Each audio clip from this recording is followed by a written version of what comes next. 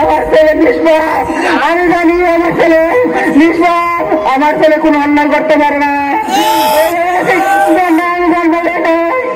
অন্যায়ের মধ্যে কোনোদিন চলতে দেবে একটা গাছ ঘরের গাছের পাতা সুস্থ নেই আমাদের সন্তানকে প্রতিষ্ঠিত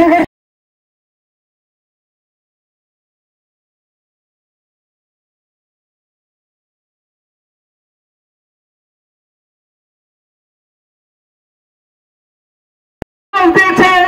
মাকে সন্তান মার কোল থেকে সন্তানকে কেড়ে নিয়েছে। আমি এই সরকারের কাছে আহ্বান জানাবো, ইতিপূর্বে আপনারা সবই শুনেছেন, সবই দেখেছেন, যত দ্রুত সম্ভব এই খুনিদেরকে গ্রেপ্তার করে ফাঁসির কাঠগড়ায় নিয়ে আসেন।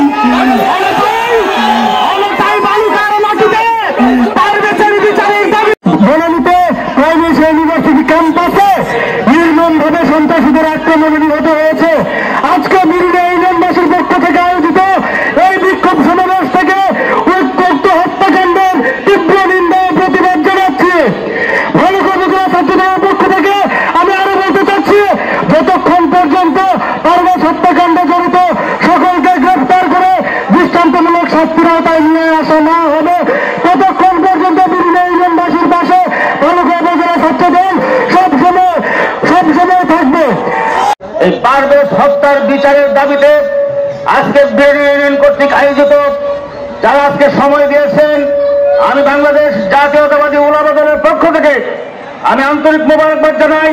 আদি শরীফ হত্যার বদলে হত্যা করতে হবে, কিন্তু এই সরকারের প্রতি আবেদন রয়েছে, আহ্বান জানাবো, আমরা হত্যা করতে চাই না, আমরা আইনের প্রতি শ্রদ্ধাশীল। আমরা অতি দ্রুত সময়ের মধ্যে যারা আজকে আমাদের পারভেজকে হত্যা করেছে তাদেরকে সঠিক বিচার করে আজকে পারভেজের বাবার আত্মার শান্তি যেন পাই।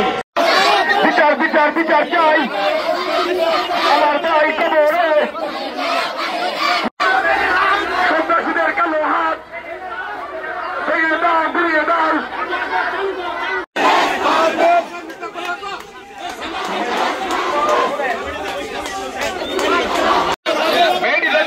মেয়েটিকে দেখে দাও।